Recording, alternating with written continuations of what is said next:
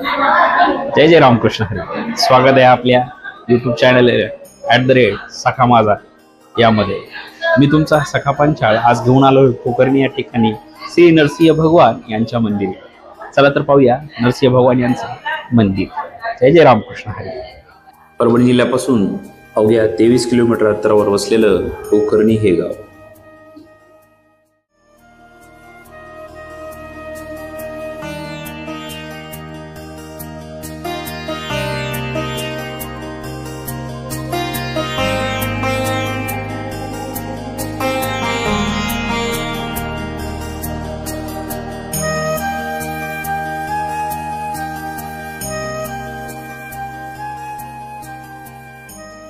गावामध्ये प्रवेश करताच धर्मवीर छत्रपती संभाजी महाराज यांच्या स्मारकाचे दर्शन होते।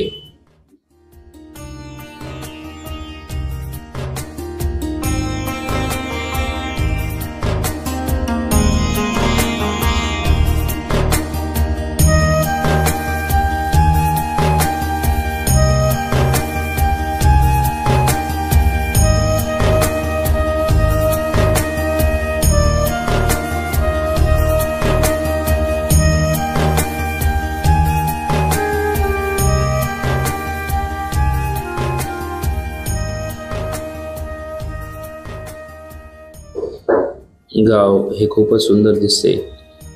समोरील पाहतायत आपण मारुती मंदिर। या मंदिराचं नुकतंच नूतनीकरण व रंगरंगोटी करण्यात आलेली आहे। चला तर पाहूया आपण मारुतीरायाचं मंदिर।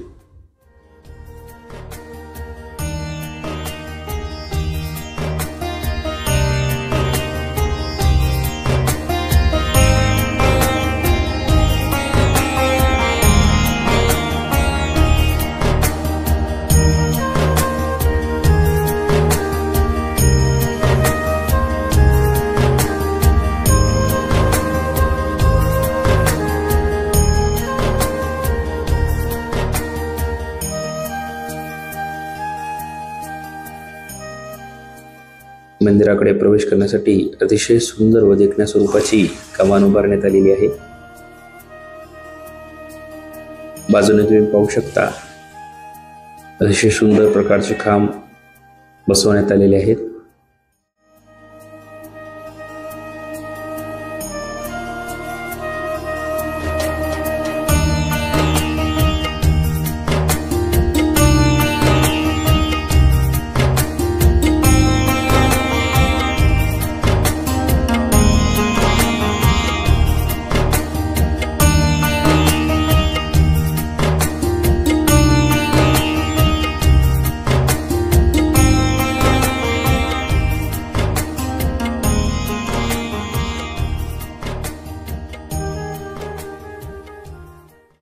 समोर तुम्ही पाहतात अतिशय भव्य दिव्य असा हा मंदिर परिसर।